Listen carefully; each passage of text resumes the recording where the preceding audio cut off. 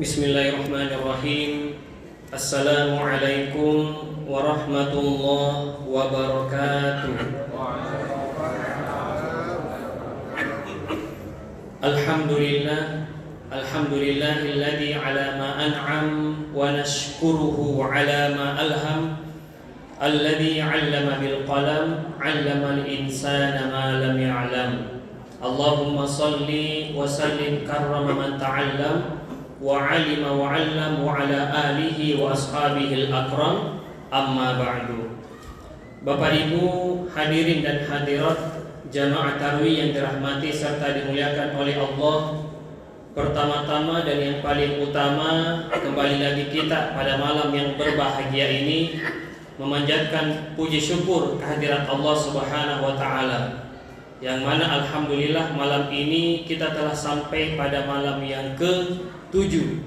Ya, tidak terasa sudah malam ke-7 di bulan suci Ramadan. Semoga Allah Subhanahu wa taala senantiasa memberikan kesehatan kepada kita sehingga kita bisa maksimal ibadah di dalam bulan suci Ramadan, terutama menghidupkan malam-malam di bulan suci Ramadan dengan memperbanyak ibadah sholat, terutama sholat sunnah tarawih. Kemudian salam dan salawat tak lupa kita kirimkan, curahkan kepada junjungan kita, kepada baginda Rasulullah Muhammad sallallahu alaihi wasallam. Allahumma shalli ala sayyidina Muhammad, seorang nabi yang diutus oleh Allah sebagai rahmatan linnasi wa rahmatan lil alamin. Hadirin kaum muslimin, jamaah tarawih yang dirahmati serta dimuliakan oleh Allah. Alhamdulillah dari panitia pengurus malam ini malam ke-7.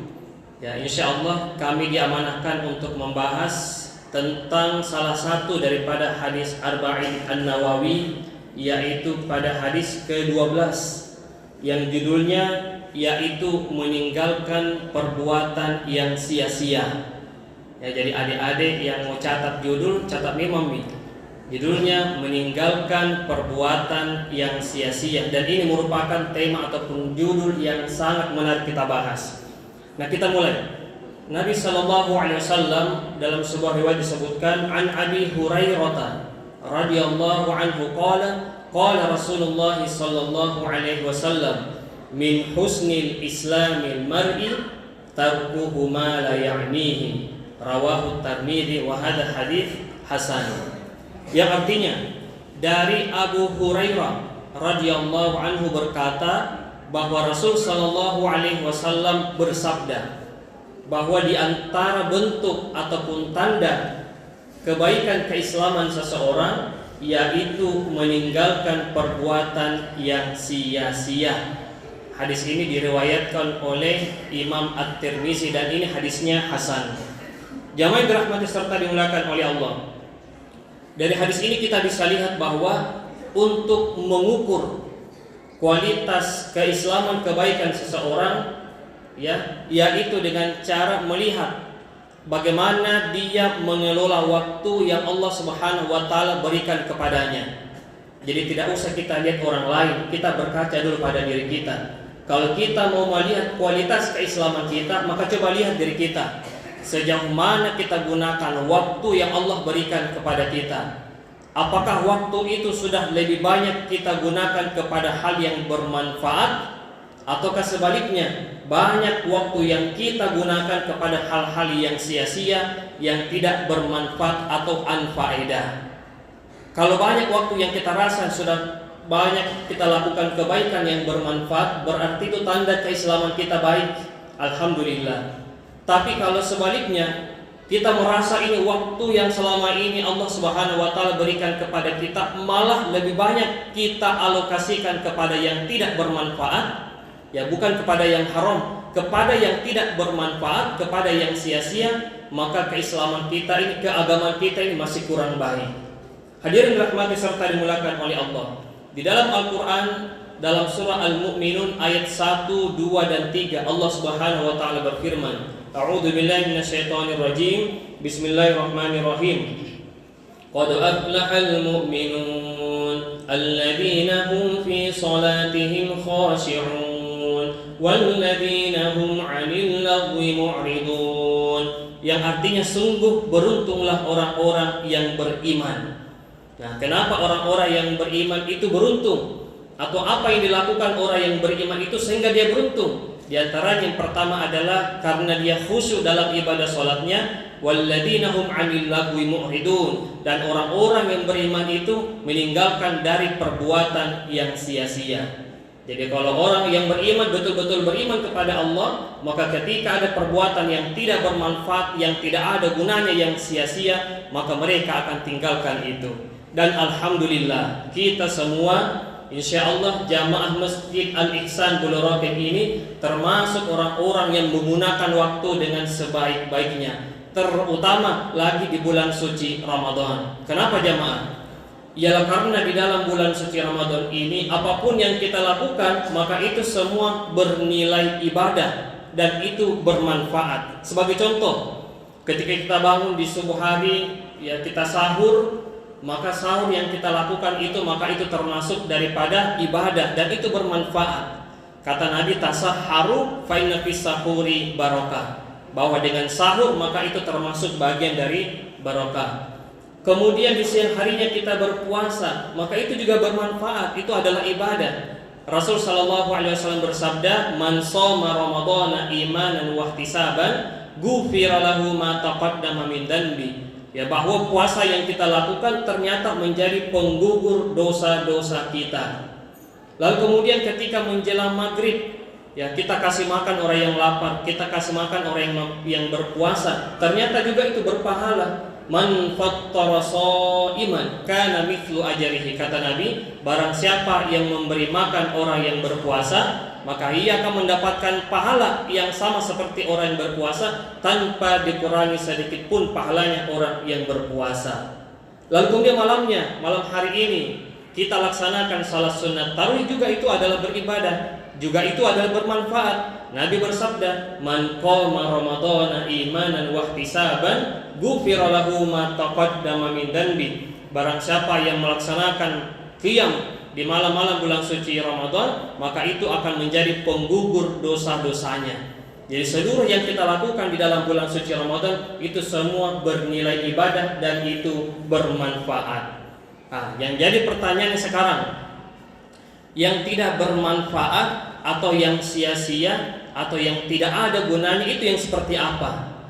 Ya, kalau yang haramkan kita semua sudah tahu, ini perbuatan haram, ya tidak boleh kita kerjakan. Tapi kalau yang perbuatan sia-sia itu yang seperti apa? Nah, sebagian ulama mengatakan bahwa perbuatan yang sia-sia itu adalah fudul anil mubahat, yaitu berlebih-lebihan kepada hal-hal yang sifatnya mubah. Jadi kalau ada hal-hal yang sifatnya mubah yang dibolehkan dalam agama, silahkan kerjakan. Tapi kalau sudah berlebih-lebihan, maka itu sudah masuk dalam bentuk kesia-siaan. Ya, sebagai contoh, ini hanya sebagai contoh, banyak contoh-contoh yang lain. Misalnya, yaitu seseorang yang terlalu berlebih-lebihan dalam menonton pertandingan bola. Nah, mungkin ada ataupun di antara kita ini yang kalau pertandingan bola suka sekali nonton. Ya, bahkan kemudian dari seluruh liga yang ada di dunia, masing-masing mungkin ada klub andalannya. Nah, sebagai contoh misalnya Liga Inggris, andalannya Manchester City. Kemudian masuk Liga Spanyol, andalannya Barcelona. Masuk Liga Italia, andalannya Inter Milan. Ya, masuk Liga Prancis, PSG. Masuk Liga Indonesia, Liga 1. Apa Pak? Pasti ini PSM, andalannya Makassar. Nah, banyak seperti itu. Ya, tapi yang menjadi persoalan yaitu ketika main andalannya selalu dia nonton itu. Main ini ditonton, main itu ditonton, sedangkan sekali pertandingan jamaah itu waktunya panjang sekali. Lama sekali waktunya. Babak pertama saja 45 menit, babak kedua pun sama, jadi sudah 90 menit. Tambah injury time ya kurang lebih 5 menit, ya sekitar 100 menit lah dalam satu kali pertandingan. Ya sekali-kali nonton tidak apa-apa jamaah, tapi kalau sudah sering kali dan sudah menjadi kebiasaan, sudah menjadi hobi, inilah yang kemudian banyak waktu-waktu kita terbuang yang sia-sia. Kalau misalnya setelah nonton langsung dekat sama Allah, itu bagus, silahkan nonton. Adakah di sini yang kalau sudah nonton bola langsung rajin tahajud? Atau setelah nonton bola menang andalannya langsung rajin bersedekah, langsung rajin baca Al-Quran, itu bagus, silahkan. Tetapi kalau sama ya lebih baik dikurangi daripada tonton bolanya itu.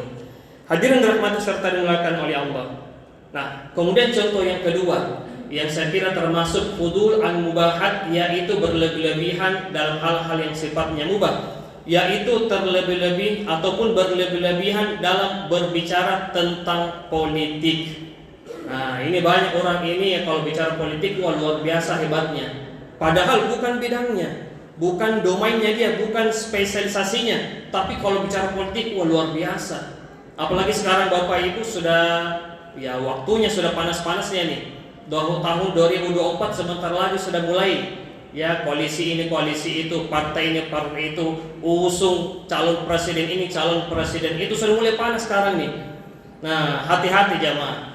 Hati-hati jangan sampai nanti terulang kejadian, karena mungkin kita beda pilihan dengan tetangga, beda pilihan calon presiden dengan jamaah yang lain, sampai lalu kemudian kita tidak bertegur sapa, kita baku bombe, tidak baku omong. Kan kejadian itu tahun sebelumnya ya, ketika misalnya ada yang pilih Pak Prabowo, ada yang pilih Pak Jokowi, wah ternyata baku bombe, tidak baku omong. Ketika yang naik Pak Jokowi, kemudian pada akhirnya Pak Prabowo juga masuk di kabinet, masuk jadi menteri, bahkan Pak Sandiaga Uno juga masuk di situ. Mereka bersatu, kita malah masih bertengkar, malu-malu bertegur sapa. Jadi yang dirugikan siapa? Yang dirugikan adalah kita. Oleh karena sekali lagi berbicara tentang politik, silahkan, wawasan politik kita memang harus punya supaya kita tidak dipolitiki, tapi harus seala kadarnya saja. Jangan dirahmati serta dimuliakan oleh Allah. Kemudian contoh yang ketiga yang saya kira juga termasuk fudul anil mubahat, yaitu berlebih-lebihan dalam hal yang sifatnya mubah, yaitu berlebih-lebihan dalam menggunakan smartphone atau HP. Memang Bapak Ibu tidak bisa dipungkiri sekarang itu HP sudah jadi kebutuhan kita. Ya, tidak bisa lepas itu, memang sudah jadi kebutuhan kita itu. Seorang guru saja kalau dia mau mengabsen siswanya pakai HP. Input nilai pakai HP, kasih nilai pakai HP, semuanya pakai HP. Apalagi yang namanya pabaluk-baluk online, pedagang online, semua mesti pakai HP, wajib punya HP. Kita mau pesan tiket pesawat, tiket kapal laut, mau pesan gokar, Maxim dan lain sebagainya, itu mesti pakai HP. Jadi memang sudah zamannya kita ini tidak bisa lepas daripada HP. Tapi di satu sisi dari banyaknya dampak daripada positifnya, ternyata juga banyak dampak negatifnya. Salah satunya yaitu menjadikan keluarga misalnya yang tadinya dekat menjadi jauh. Bisa kita lihat Bapak Ibu di rumah kita ambil saja contoh di rumah kita masing-masing. Biasanya dalam satu keluarga ada ibu, ada bapak, ada anak. Misalnya anaknya ada 3 orang ini. Dalam satu ruangan, dalam ruang tamu kumpul semua. Tapi semuanya sibuk dengan HP-nya. Ibunya sibuk dengan HP-nya, bapaknya juga seperti itu. Anaknya sibuk dengan gamenya masing-masing. Yang kita semua dekat ini, dekat secara fisik tapi jauh dari segi kejiwaan. Yang saya kira ini merupakan sesuatu yang kurang baik dalam hal sifat keluarga. Oleh karenanya sekali-kali di manage lah itu. Ada waktu-waktu yang memang HP harus dinonaktifkan. Lalu kemudian bapak tegur sapa dengan anaknya, ajak omong, ngobrol dan lain sebagainya, supaya terjalin lagi komunikasi dan interaksi yang baik. Hadirin dirahmati serta dimuliakan oleh Allah. Nah, kemudian ada sebuah kalimat yang sangat luar biasa, yang menarik dari Imam Syafi'i. Boleh mengatakan, siapa orang yang tidak disibukkan dengan kebaikan, maka pasti dia akan disibukkan dengan keburukan, minimal disibukkan dengan perbuatan yang sia-sia. Nah, berbicara tentang umur Pak, berbicara tentang usia, nanti di akhirat ternyata umur yang kita gunakan kepada kebaikan ataukah keburukan akan dimintai pertanggungjawabannya. Rasul bersabda, "Lan tazula qadaman 'abdu yaumal qiyamah." Kata Nabi, tidak akan bergeser kaki anak cucu Adam di hari kemudian hingga mereka akan ditanya.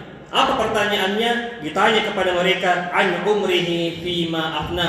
Terhadap umur yang telah diberikan, dia gunakan untuk apa? Nikmatani maghbunun fihima katsirun minan nas. Ada 2 nikmat yang manusia jarang sekali mensyukurinya. Yang pertama adalah nikmat kesehatan, yang kedua adalah nikmat faragh ataupun waktu luang. yang pada akhirnya jamaah sebagai penutup bahwa yang namanya umur, ya, yang namanya usia yang Allah Subhanahu wa taala titipkan kepada kita itu ibaratnya seperti lilin, ya, ibaratnya seperti lilin. Mau dipakai atau tidak dipakai pasti habis, pasti mencair. Jadi pilihan kita hanya satu.